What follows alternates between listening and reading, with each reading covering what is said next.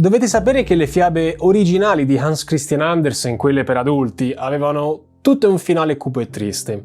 Non erano certo per bambini, a quello ci avrebbe pensato la Disney un secolo più tardi. Ecco, quest'oggi, Dömer Menar Herrar, voglio cominciare il video proprio come se fosse una delle migliori storie macabre di Andersen. Questa storia si svolge in Campania. Nella cittadina di Acerra, vicino Napoli, un tempo c'era un'azienda, una piccola azienda a conduzione familiare gestita da 3 fratelli, i fratelli Pellini. La loro azienda operava nel settore della gestione dei rifiuti. Siamo all'incirca negli anni '80. All'epoca la Pellini SRL si occupava per l'esattezza dello smaltimento delle acque reflue, cioè le acque di scarico della rete fognaria. Nel corso degli anni, scarico dopo scarico, i Pellini aumentarono così le dimensioni e la portata della loro attività, finché nei primi anni 2000 gli abitanti di Acerra arrivarono a domandarsi, perplessi, come i fratelli Pellini potessero permettersi di viaggiare per le strade della città in Ferrari. Il vero stupore arrivò quando li videro persino volare in giro con un elicottero privato. Che la spazzatura fosse una cosa lucrosa nessuno poteva certo immaginarselo. Ecco, le risposte ai dubbi dei cittadini furono tutte fugate quando nel 2006 le indagini della polizia scoprirono tutta un'intricata rete nascosta che i Pellini gestivano nel loro smaltimento illegale di rifiuti industriali, e in questa rete illegale c'erano figure rispettabilissime illegali. Industrie produttrici di rifiuti rinomate, società di spedizioni, laboratori chimici, impianti di trattamento, discariche e anche chiaramente forze dell'ordine politici, dal piccolo sindaco di provincia al grosso parlamentare, che chiudevano sempre un occhio quando solventi, amianto, pneumatici, olimotori, batterie, componenti elettriche, vernici venivano scaricati selvaggiamente in canali d'acqua o in campi agricoli. A fare da collante nelle operazioni, a supervisionare i processi e ricevere i tributi era niente meno che la mano nera della malavita, quella della camorra. I clienti che beneficiavano di questi servizi? Per lo più industrie autorizzate del centro e nord Italia, specialmente toscane, lombarde e venete, che preferivano tagliare i costi delle corrette procedure di smaltimento rifiuti spedendo gli scarti al sud e lasciando l'onore e l'onere della gestione ai Pellini. Un guadagno per gli imprenditori del nord che tenevano in pari i loro bilanci aziendali, un guadagno per i Pellini, ma anche un guadagno per la malavita. Secondo il pubblico ministero, la quantità di rifiuti industriali, tra virgolette, trattati dai Pellini fu di 1 milione di tonnellate, per un fatturato di 27 milioni di euro. Ai Pellini furono confiscati beni da oltre 220 milioni e fu inflitta loro una condanna di 7 anni nel 2015 con l'accusa di disastro ambientale colposo. Storie come quella dei Pellini se ne potrebbero raccontare a centinaia. Sono fiabe di come il crimine è diventato uno strumento privilegiato per molte aziende, autorizzate chiaramente, che vogliono aggirare la legge e mantenere elevati i profitti ad ogni costo. La Campania è un caso molto interessante, direi, da analizzare, ma non certamente l'unico. Nel 2019 il Veneto è stato dichiarato nuova terra dei fuochi, come lui la Lombardia, ma anche la Calabria e la Toscana. Insomma, tutta l'Italia brucia. L'Italia è un paese esemplare nel fenomeno dello smaltimento illecito di rifiuti. Talmente esteso è questo mercato che noi italiani siamo stati capaci di creare nel 1994 un neologismo tutto nostro: ecomafie. Grazie al fenomeno delle ecomafie, secondo Legambiente, ogni anno almeno il 15-20% dei rifiuti industriali scompare misteriosamente nel nulla, perdendosi nei vari processi di smaltimento. Questi rifiuti fantasma alimentano le pance dell'economia sommersa. Nel 2013 il business del trattamento illegale dei rifiuti pericolosi, industriali, ma anche della normale spazzatura delle abitazioni ammontava a oltre 3 miliardi di euro. I Pellini sono stati dei pionieri, i primi negli anni '80 a capire quanto fosse redditizio il traffico di rifiuti tossici. Le inchieste stilate da Legambiente mostrarono un quadro impietoso della rotta del traffico di rifiuti, una rotta che si sviluppava su un asse nord-sud attraverso 2 rotte secondarie, quella adriatica con destinazione la Puglia e quella tirrenica interessata da Campania e Calabria. 82 inchieste totali, 915 ordinanze di custodia cautelare, 1800 persone denunciate e un totale di oltre 10 milioni di tonnellate di rifiuti smaltiti illegalmente. Al primo primo posto svettava per il maggior numero di procedure di infrazione nel 2019 la Sicilia, con più di 92 segnalazioni. Ma anche nel bresciano e nel bergamasco certamente non scherzano. Secondo le analisi condotte dall'ARPA di Brescia, la criminalità ha la brutta abitudine di seppellire le scorie sotto il manto autostradale, come nel caso della terza corsia dell'autostrada A4 nel comune di Castagnato, dove scorie di cromo particolarmente cancerogeno superavano per oltre 1400 volte i limiti imposti dalla legge. Ma questo è stato anche il caso dell'autostrada Valdastico, la A31. Per realizzarne 18 km nel 2009 sono stati utilizzati 155.000 metri cubi di materiale contenenti scorie di acciaieria non bonificate. Dall'inchiesta svolta dalla procura è emerso che qualcuno avesse sparso materiale altamente inquinante, tra cui amianto, invece di ghiaia inerte, e come se fossero state nascoste nel sottosuolo oltre 62 piscine olimpioniche di rifiuti nocivi. La stessa cosa fu scoperta dal Corpo Forestale dello Stato e dalla Municipale di Certaldo a Pisa con due ditte, la Coedile SRL e la Slick Strade SRL, che smaltivano illegalmente nei rispettivi impianti scorie tossiche di industrie lombarde, venete e piemontesi. Queste due aziende erano autorizzate a trattare rifiuti speciali non pericolosi, come calcinacci e inerti, che venivano poi però trasformati in cemento. Peccato che per realizzare il fondo stradale dell'ospedale di Empoli siano stati utilizzati composti mescolati a tonnellate di rifiuti metallici non certificati. Risultato? Sottosuolo impregnato di idrocarburi policiclici aromatici, piombo, cadmio, cromo e zinco oltre i valori limite. La spazzatura è come l'oro. Questo mafie, imprenditori e politici lo hanno compreso molto bene fin dall'inizio. Già nel 1992-94, nel corso della prima inchiesta di alto profilo sulla questione rifiuti, nell'operazione Adelphi, il primo boss pentito camorrista, Nunzio Perrella, disse molto semplicemente: «La droga non ci interessa più.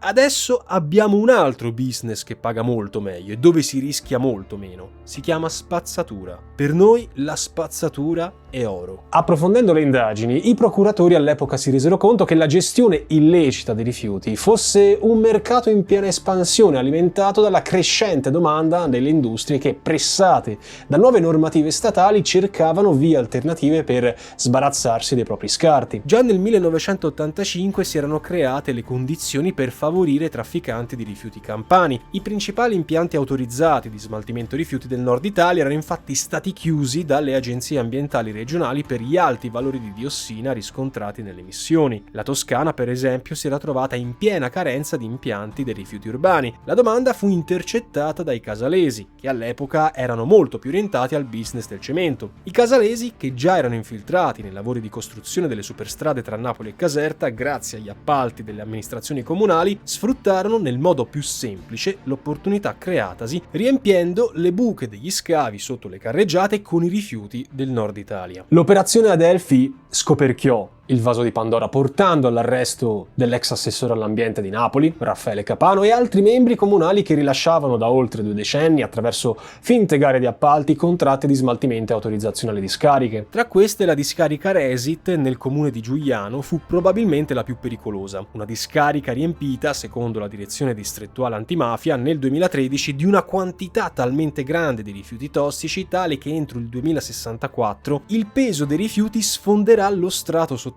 di tufo penetrando nella falda acquifera, minacciando così ogni forma di vita in un'area di almeno 20 km². È di pochi mesi la notizia della conferma della condanna a 18 anni di carcere del proprietario della Resit, Cipriano Chianese, considerato dai magistrati l'ideatore delle rotte del traffico di rifiuti tossici da e verso la Campania, l'imprenditore che insomma faceva da ponte tra i clan mafiosi e i membri della massoneria, tra cui Licio Gelli. In cambio dei servigi della camorra, gli imprenditori avrebbero pagato una cifra che consentiva così alle loro industrie di trattare i rifiuti alla metà del prezzo legale. L'affare discariche mise in luce il monopolio della camorra dell'import-export in Campania dei rifiuti tossici, ma mise anche in luce le tangenti che permisero alla giunta liberale di trasformare all'epoca, e qui cito le parole testuali della Repubblica del 1993, la Campania e Napoli in pattumiere d'Italia. Voi potete trasportare e scaricare senza intoppi quante tonnellate volete a Napoli e dintorni. Queste furono le parole che l'affarista ligure Ferdinando Cannavale riportò negli anni 90. Cannavale era proprietario della ditta di trasporto rifiuti speciali Trasfemar, un imprenditore collegato alla loggia massonica Mozart. Proprio alla fine degli anni 80 Cannavale finì nel mirino delle inchieste che scoperchiarono un traffico di rifiuti tossici che dalla Liguria toccava il Venezuela, la Nigeria, la Romania,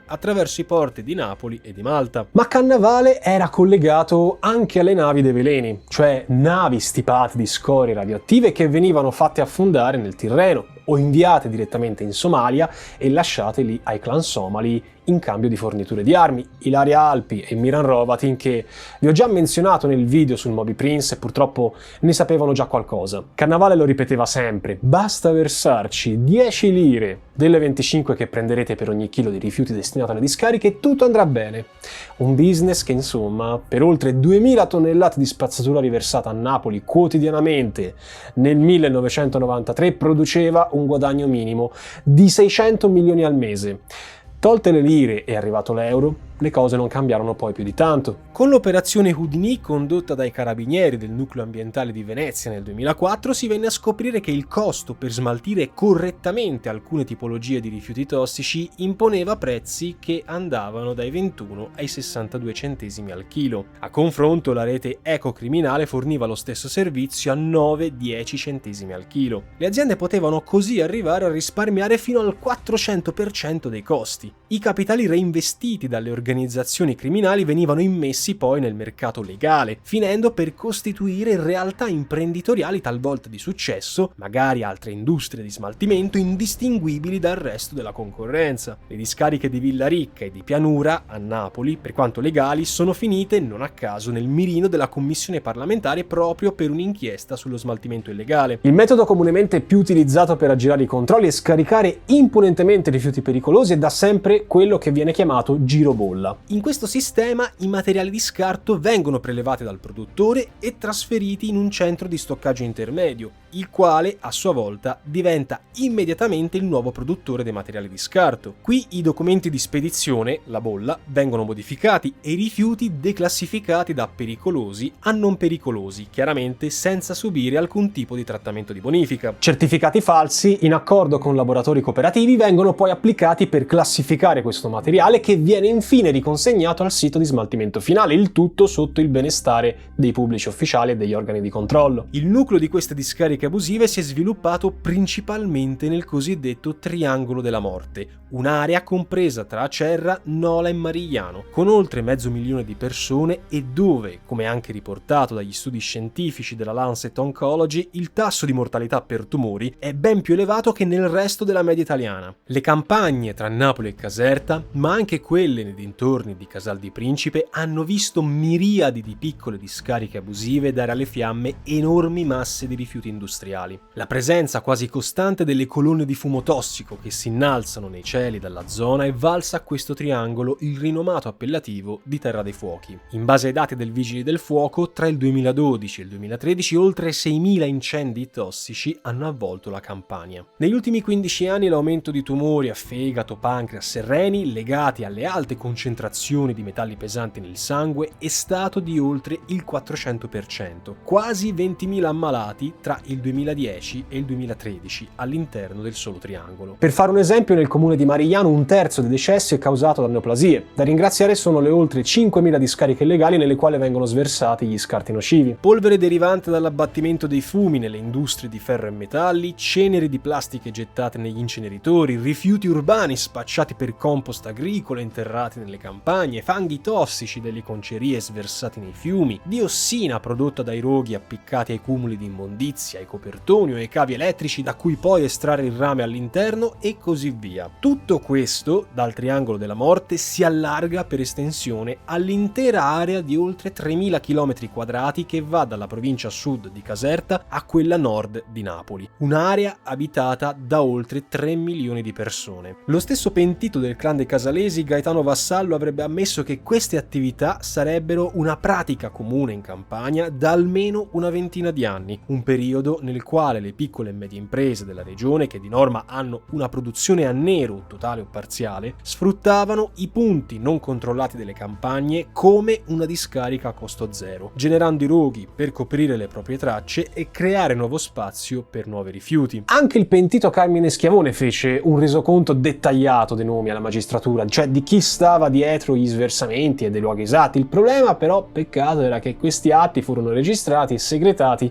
per almeno 10 anni. Quanto agli sversamenti, molti degli scarti, quando non vengono buttati in mare, ai bordi delle strade secondarie o mescolati con altri materiali per farne mattoni con cui costruire nuove abitazioni, nel peggiore dei casi vengono utilizzati come materie prime per fertilizzare terreni destinati alla coltivazione di cereali e verdure, oppure al foraggio per animali. I materiali di scarto pericolosi, tra cui cianuro, mercurio, nichel, cadmio, piombo e arsenico, sono poi spesso mescolati ad altri composti e spacciati come fertilizzanti o ammendanti per essere venduti a basso costo alle aziende agricole campane di tutta Italia. E come il nostro scienziologo di fiducia ci insegna, la catena alimentare fa presto a portarci questi scarti sui nostri piatti. Tant'è vero che uno degli scandali che fece più risonanza nel 2008 fu quello delle mozzarelle di bufala campana contaminate proprio da tracce di diossina con valori oltre il 14%, la soglia di sicurezza. Ci furono ripercussioni pesanti all'estero, con la Cina che mise un bando temporaneo sulle mozzarelle DOP del Casertano e chiaramente un contraccolpo all'immagine agroalimentare italiana. A contribuire al danno d'immagine c'è poi stata la superficialità di telegiornali e quotidiani nel generalizzare la questione, etichettando ingiustamente tutti i prodotti agricoli campani come